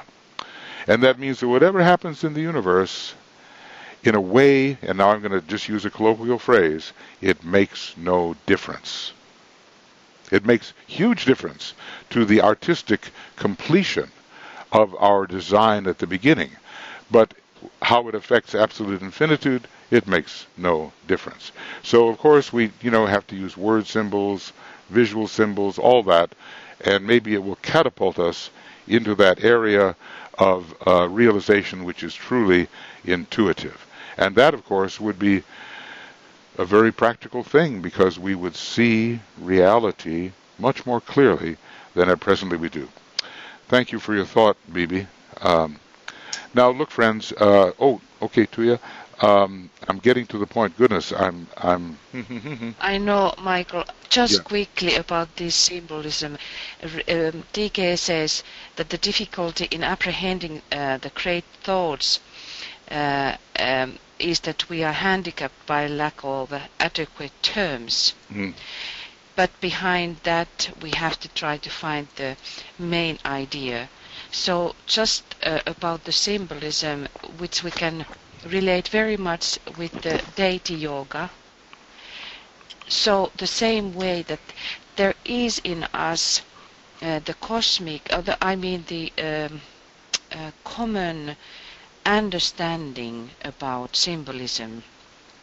It does something to our mind, and because we are under the great Brahma, so we have to synthesize via our mind to get into the point. In that sense, the symbolism, the same way, even though the deity yoga is considering about the so-called deities, but they are just symbols. Yeah, before. That's it. That's the point. See, that's the point. See, there are certain religions which accuse people of idolatry when they sit before a statue and look at the statue as if they're worshiping it. But this is a complete lack of understanding of the symbolic value of a statue, of a deity, of a form. These people are not worshiping the statue. What they're doing is they are using that configuration to catapult their consciousness into a state of realization of the noumenon of what the statue represents. So the symbolism is a bridge to the intuition, and we have to use it. Look, we have to do all these things. Like Elena emphasized, the Atmic plane, the Buddhic plane, the realm of the triad, the realm of the monad. Everything DK has told us about how to approach these things, we have to do. Okay, we're going to do them. We're going to apply ourselves in the method that has been given. But I want to also say that this third ray method, if I can say, philosophical method of approaching a deeper understanding of ultimates is also a way of building the Antakarana. Okay, now, long before DK came along, people were building the Antakarana in different ways. And I would say that we have been given the second ray method of building the Antakarana by Master DK, and it's wonderful. It's in its 6 stages. It's very effective. It's very occult, and we've got to use it. And also, deep thought will bring us into the realm of the triad. And here is what I want to show. This is the picture of the egoic lotus. Tuya recolored this according to more proper colors. And this is the method of the Antakarana right here, which involves intention, visualization, projection, evocation, and invocation, stabilization, and then, resurrection, or, some sort of transcendent leaving of it all. This is our method. This is normal. Someone's moving around there. Be careful. If you have, put yourself on self-mute if you're making movements near your computer. This is our normal method of meditation, where the personality seeks to contact the soul, and this is the method we are using, represented by that angle there, to go from causal consciousness, or as much soul infusion as we can, to think our way into the monastic permanent atom via the process of abstract thought and philosophy. So, you got to use DK's method. It's terribly effective. But there's also ways to approach a deeper understanding and entry into the triad via abstract thought. Now, I want to say something. Yeah, I've been saying a lot, okay? Abstraction is only abstraction to us. Our abstractions are the presentiment of what is reality to higher types of consciousness. So we have many abstractions, is it real? It's an abstraction, blah, blah, blah. It's the antechamber to the realities which the method of abstraction can approach. Now, abstraction is part of the eightfold system of yoga. It's called pratyahara. It means withdrawal, So we have to learn this pratyahara withdrawal from our ordinary thought into the more expansive, deeper type of inclusive thought which lies ahead and which is the everyday reality of the masters. Okay, friends, now I don't know how many of you are going to survive this, but now there's one more hand and I've got to acknowledge it. Terry, please go ahead. It's nothing very important. It's really, okay. I think, very echoing. Can you hear me? Yes, I can, and I'll do my best with my one hearing aid. Right. Brett will help me if I can't hear everything. Okay. I think it's an embellishment, really, of what Elena was saying. That using what you were saying earlier on, the whole spiel, as it were, helped me to understand how the one life could be realized. Yes. This, I think, was the main thing I got out of it. That one can see that all the differences and sex are all false in a way, and therefore the one life is the one thing that obtains. So that's what I derive from it. rule number 9, let the group know there are no other selves. Okay? And that includes all the, and the group consciousness, which is focused under the impression of the triad, has to know this. I've often said, Terry, we're pursuing 3 curricula at the same time. We are pursuing the curriculum of the soul and of love. That's our main curriculum, because without that, we're just not even disciples. We're pursuing the curriculum of the will. Now, Nick brought that up, and that's been emphasized by Elena in terms of the spiritual will and triad. And we are pursuing the curriculum of the monad, which is the curriculum of being. Now, I pointed out Formula 3. It says a radical thing in Formula 3, and it gets to the root of all of our problem. It's on page 285 here, and it says, time is. Being descends to manifest. Time, then, and form agree. And here's the problem. Being and time do not agree. And that's where we get hung up in our thought, which is used to dealing with time and form, time in its myriad forms I know too well, and we're not used to entering this utter simplicity of being. Now, I'm one of those people, and some of my friends, who are on maybe the third aspect of the second ray, love the detail, and I love it too. Because the second ray is called the ray of detailed unity, of specialized detail. It's a particular form of occultism. And DK talks about this in the place where he talks about the simplicity of Shambhala. So I've been all my life one of those detailed people, getting into every little fact and nuance and interrelationship and specification and qualification, and you name it. And then, but in this particular series of webinars, I'm leaving all that behind because that's what we do in other webinars. Here I'm talking about simplicity. Of course, I realize I may use complicated ways of talking about that simplicity, but okay, that's my fault. But I'm talking about simplicity. And the simplicity of shared being beyond quality. And that goes to Walter's comment.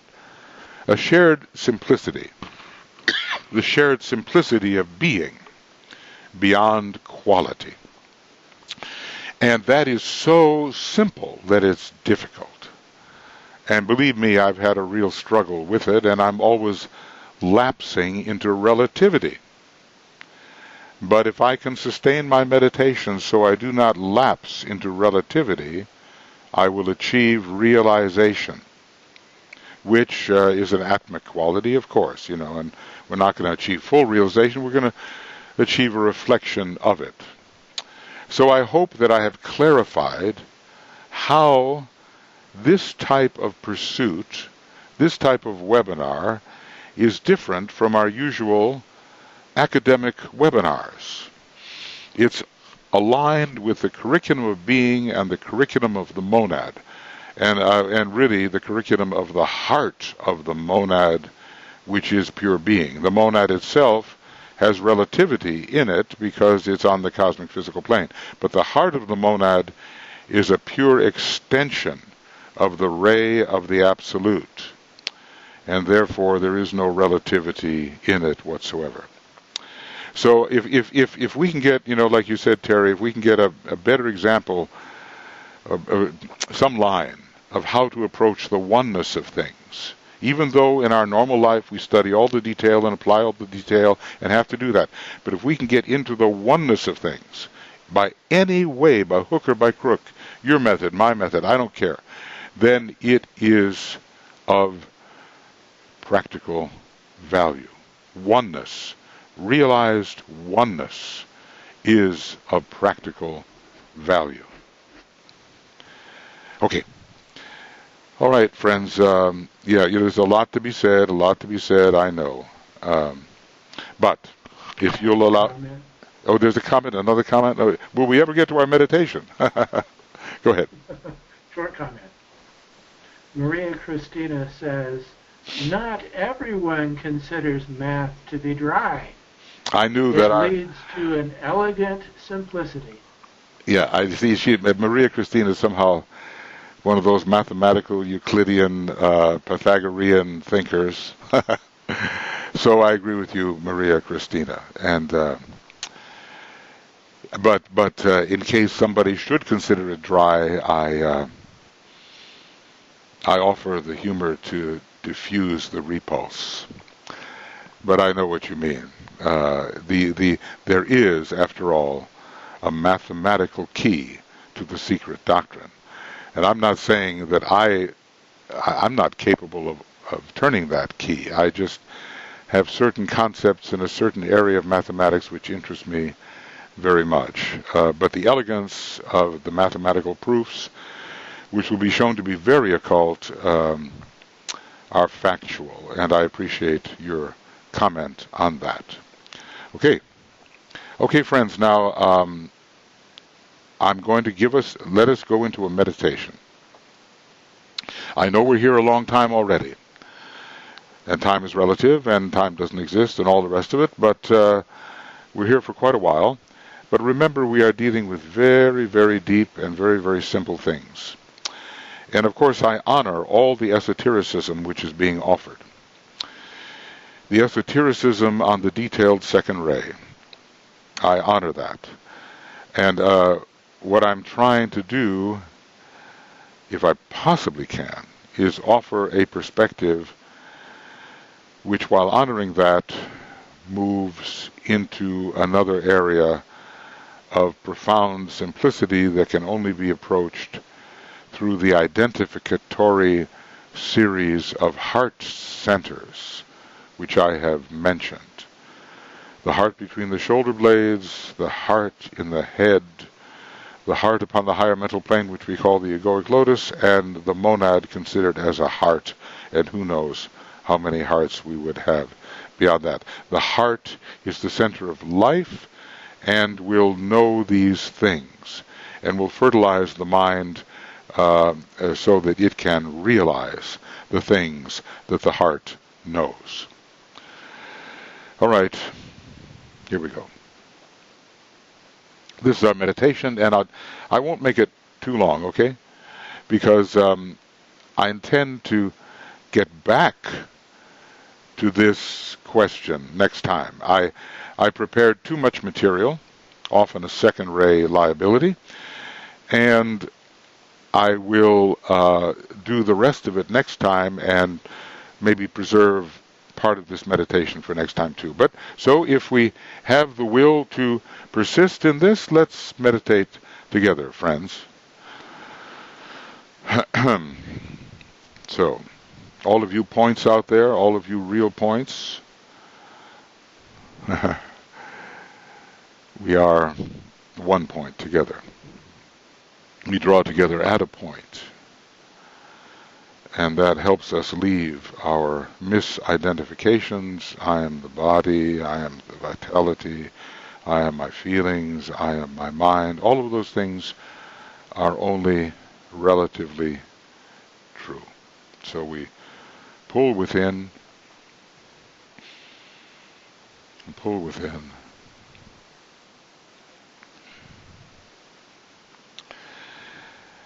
And extract ourselves from our instrumentation,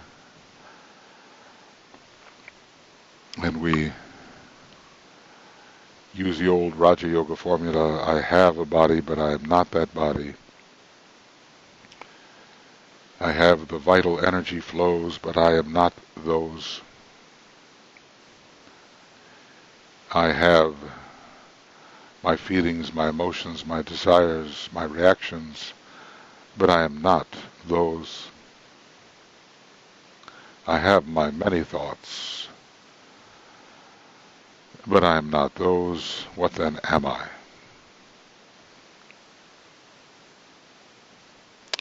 and we find ourselves to be a unit of consciousness, an extension of the larger soul consciousness.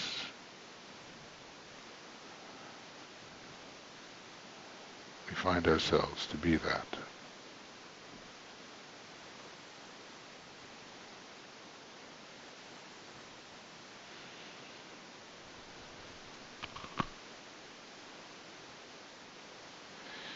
And abstracted as we are from our usual personality identifications,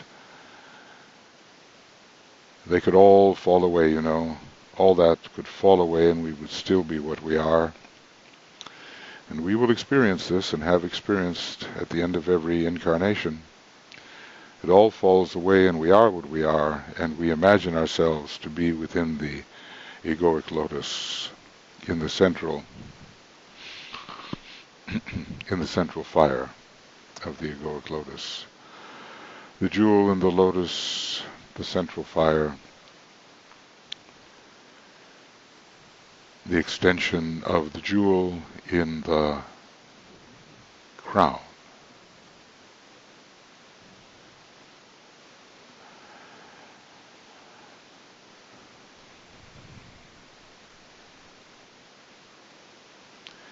And we look out upon a world of unity. I am the form in which all forms are merged. Isolate the unity. Beyond the differentiation is our unity. Nothing is excluded from the unity, good or bad, it's all in the unity.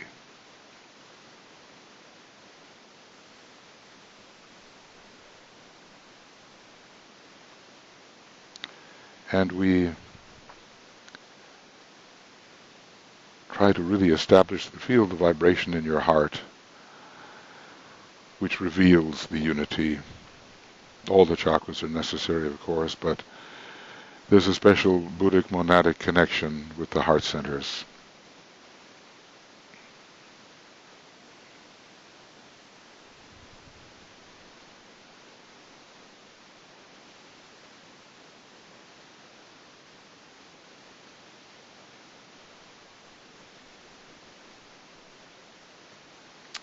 I dwell within a world of unity, I know all souls are one. I'm quoting from that ancient Atlantean catechism or chant.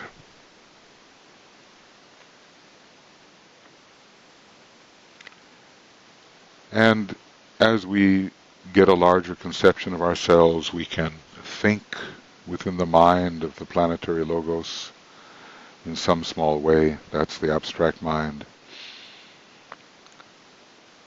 We can recognize the true relationship of all things before, behind, all causes revealed. That's going to be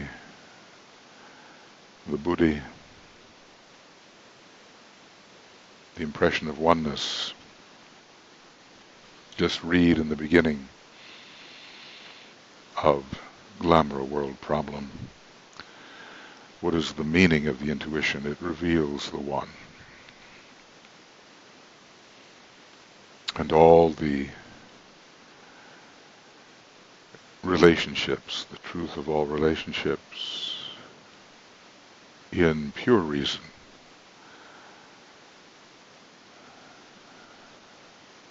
in inclusive reason.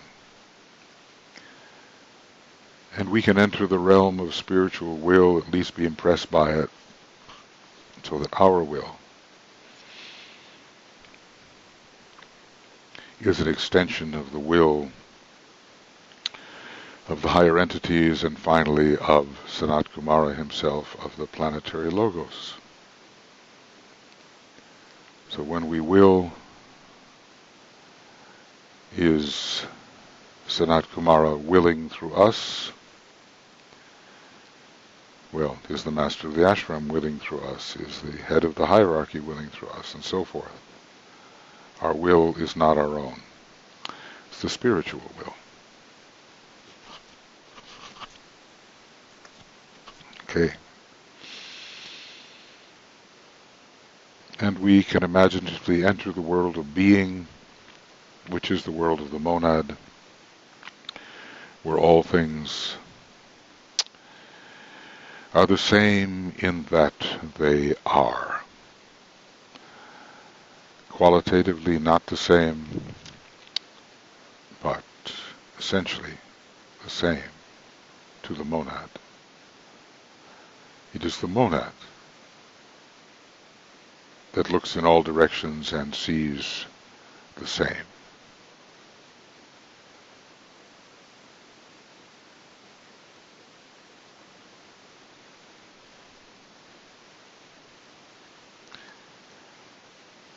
And we try to preserve this high alignment all the way down into our thinking mind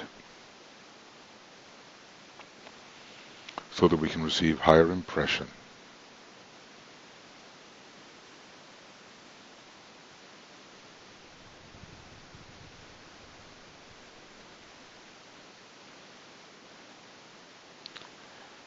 What is infinity? Can you get an impression of it?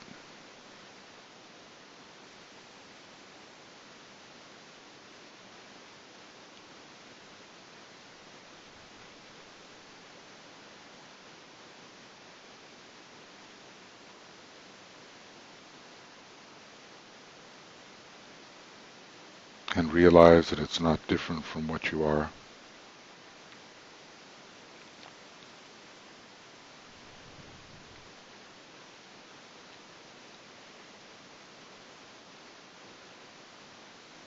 What is the infinitesimal?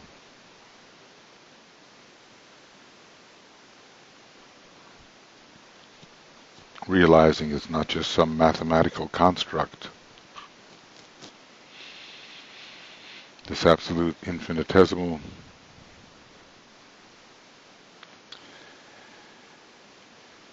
is also what we are.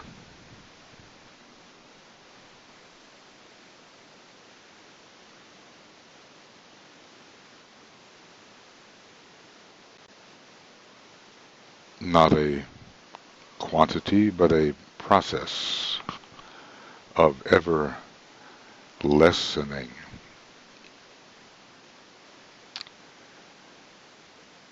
Until, maybe, what is reached is the point. What to you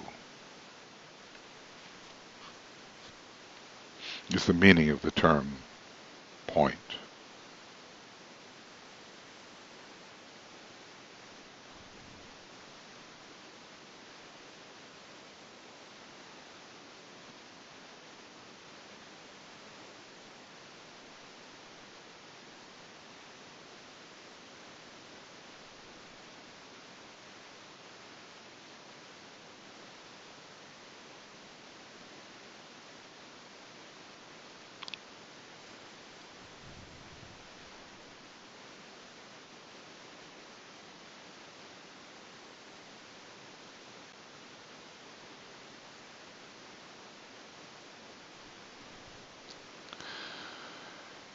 And is your self-definition of point, do you think it's a true point?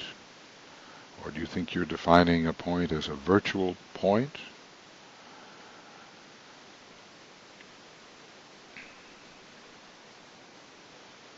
Can we conceptualize the true point as opposed to that dot on the paper, so to speak, which we call a point?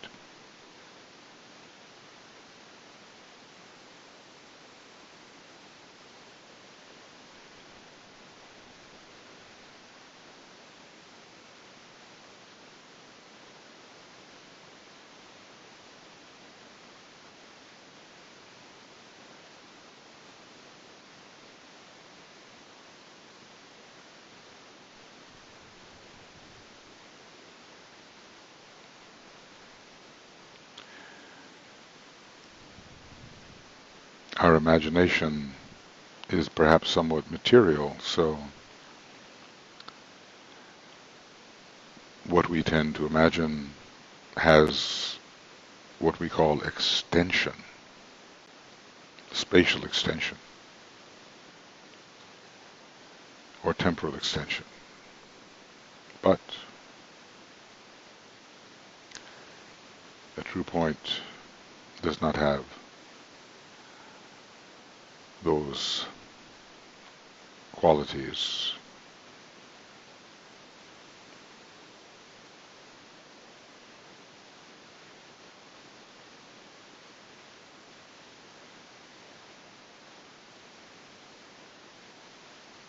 How small is the true point? Smaller than anything you can imagine or specify.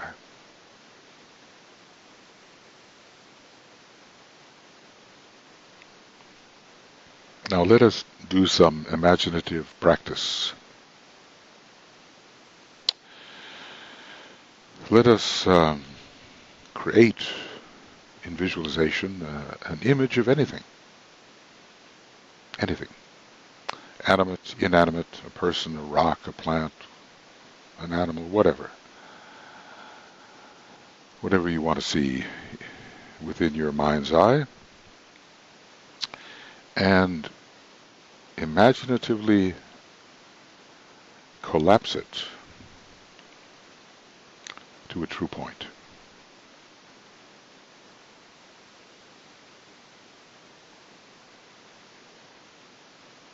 It seems to have a certain identity now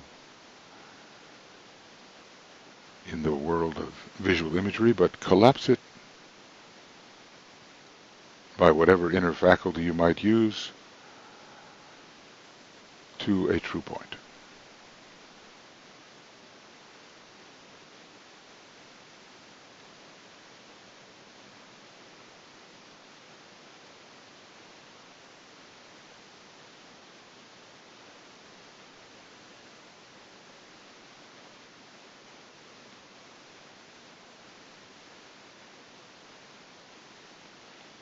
Now let's expand this a little bit and see or visualize a sequence of things, whatever may come to your imagination, and one after another imaginatively collapse them all into true points.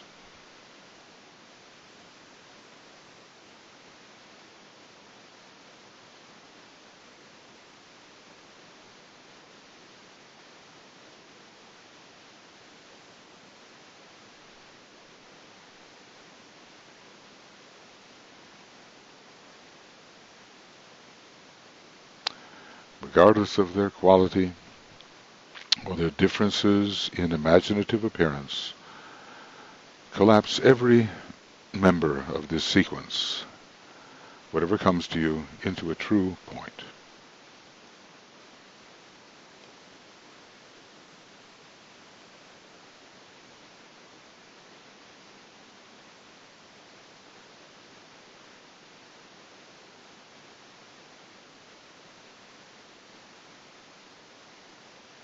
You can practice this as you walk through your daily activities.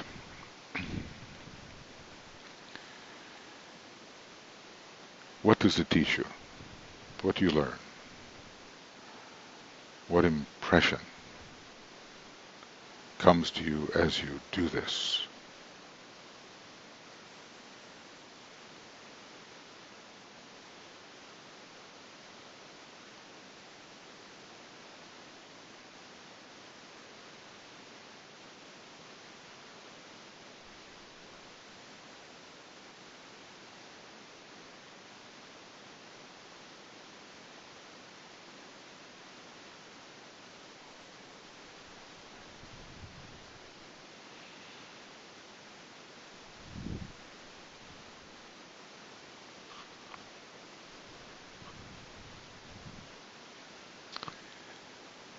Well, perhaps some sense of the sameness, essential sameness, identicality of true points will arise regardless of the image from which they came.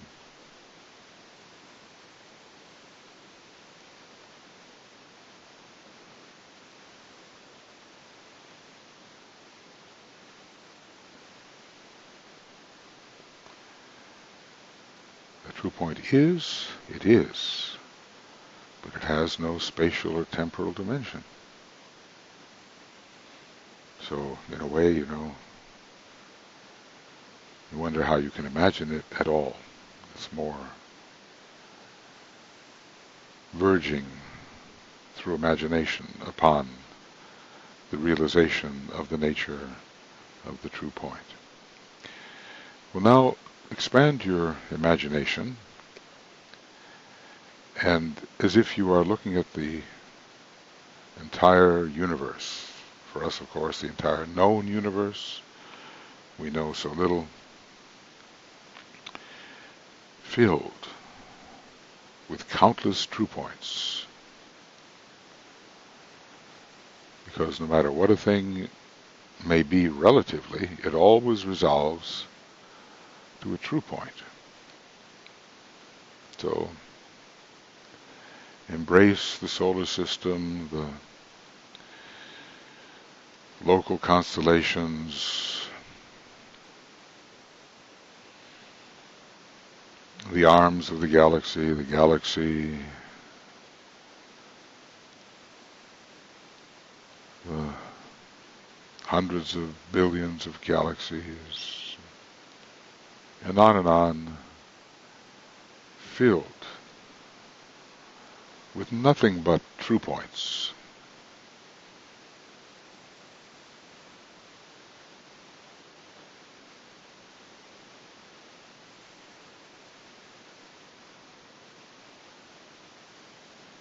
That's the content of the Mahamaya, considered in this way.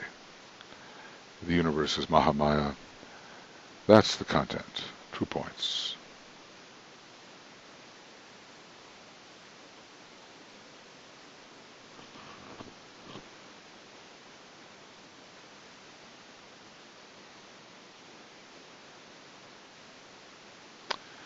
I don't know if we have numbers which can describe how many there would be. We certainly have some pretty big numbers.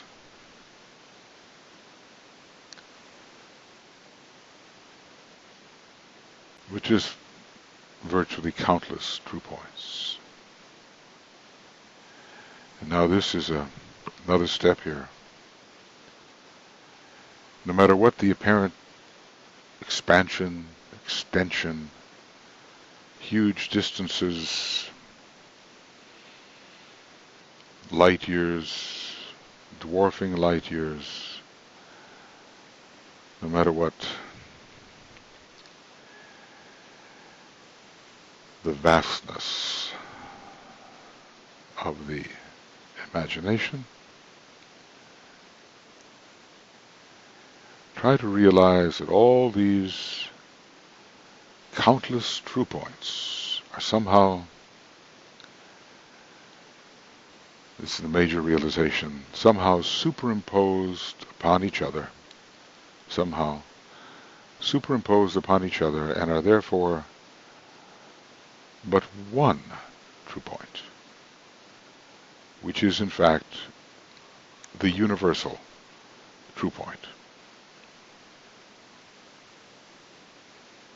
Superimposition of all true points upon each other, which become thereby the universal true point.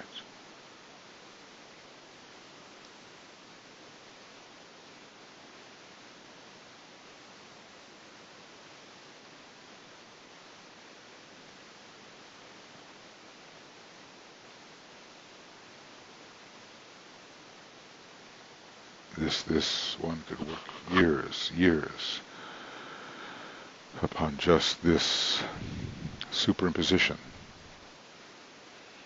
It is I call it by the word a samifying, making same, samifying or samifying.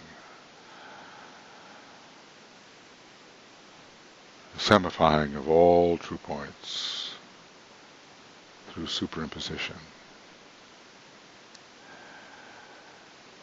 One universal true point remains, and that's you. Realize that within the Mahamaya, you yourself are a dimensionless true point.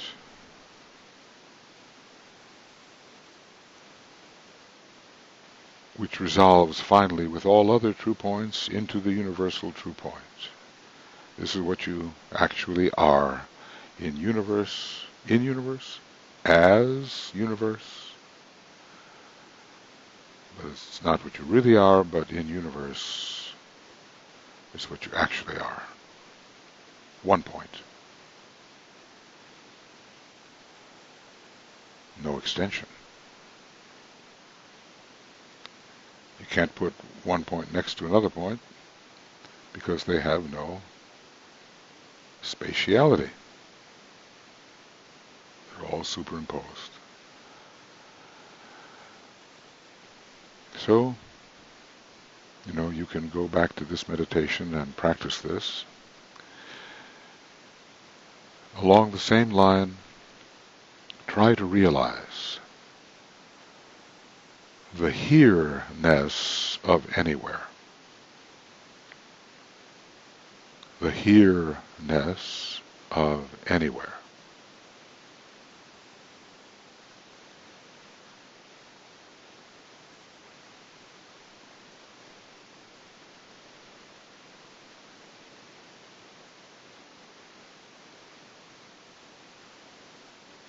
What, Andromeda is 2 million light years away?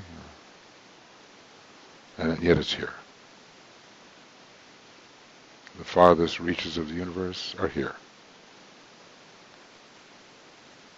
All within the one true point, the universal true point.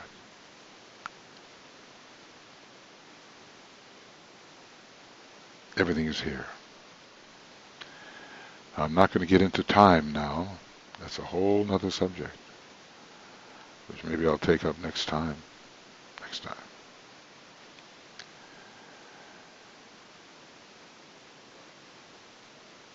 So in our universe, all the many true points can be seen as essentially equal and identical. Try that. It doesn't make any difference that which the true point began as. It could be an elephant, it can be a building, it can be a planet, whatever. They all resolve to a true point, and all true points are essentially equal and identical.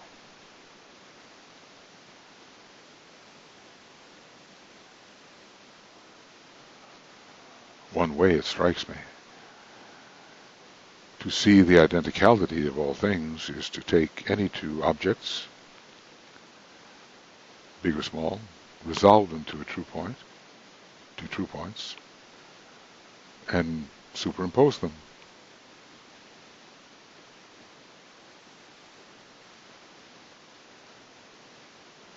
And then you get the feeling in your heart of the identicality of the apparently different objects. Try that.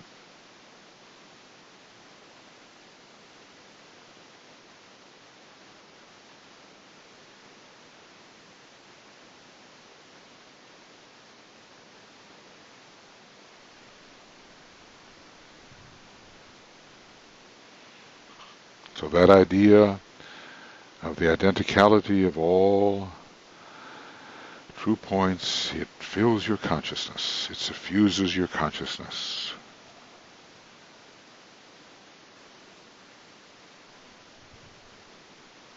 And you can go around through your day People won't know what you're doing, but look at anything, inner, outer, resolve it to a true point imaginatively, to an ultimate infinitesimal, really, and equate it with the resolution of any other thing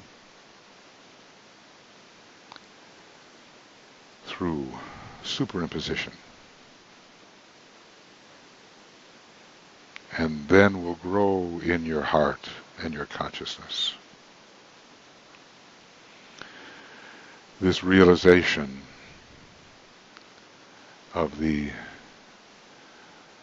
identicality of whatever is perceived. And you can work in that identicality as you beautify the Mahamaya.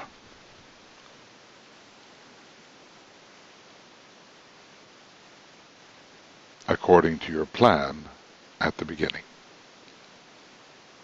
Each beginning.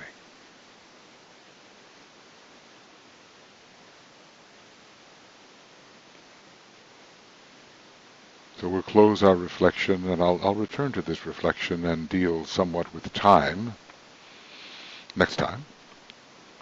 But we'll close our reflection realizing the light, love, and power that we need emerges out of being.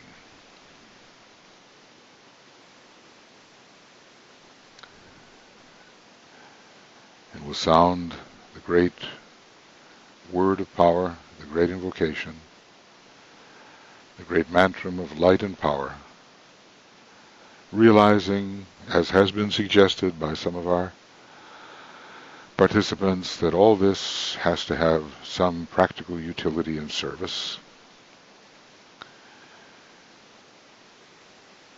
And I do believe that the one who can truly identify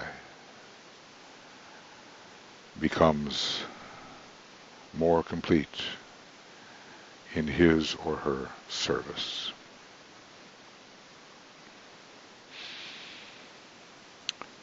From the point of light within the mind of God, let light stream forth into the minds of men. Let light descend on earth.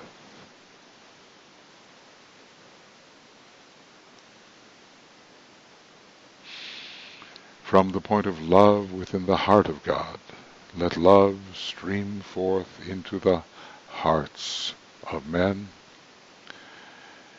May Christ return to earth.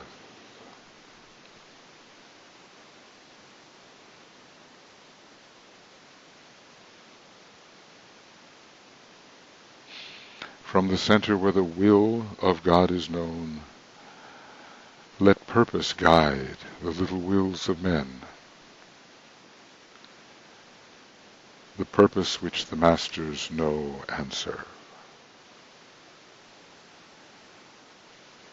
From the center, which we call the race of men, let the plan of love and light work out, and may it seal the door where evil dwells.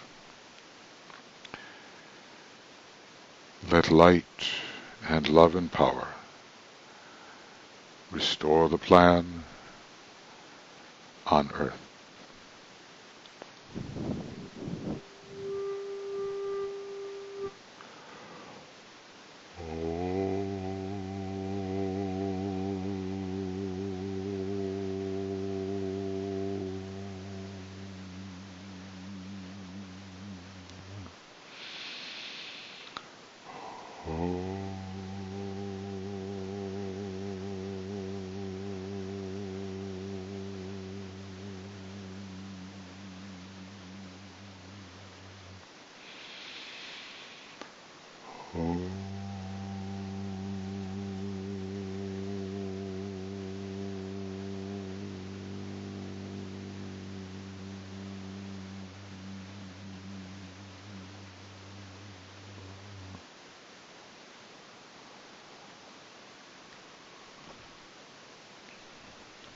Thank you, friends, for attending this, and the last time I didn't let everybody say goodbye, which I like to do.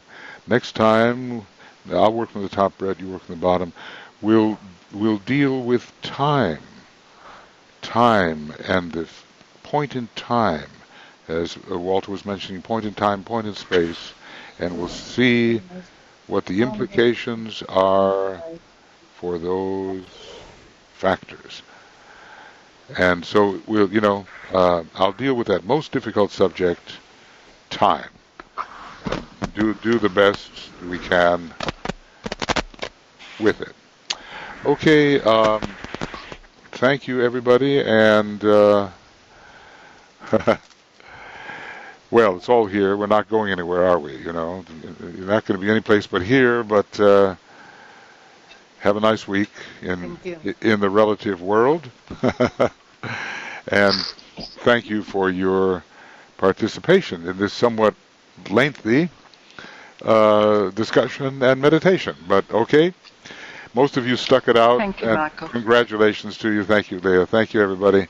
And Thank you. good day. Bye-bye. Thank you. Goodbye. Bye. Thank you. Bye-bye. Bye. Brett and Bye, company. Sam. Love to hear your voices. Lots of love. Okay, lots of love, and thank you so much. Okay, we'll see you later, and we'll send this out to you. And if you always go to the same place on Makara, I think that's correct, where you can get these programs. So we'll send the link to you, and if you want to study it, you can do that. Okay, bye-bye.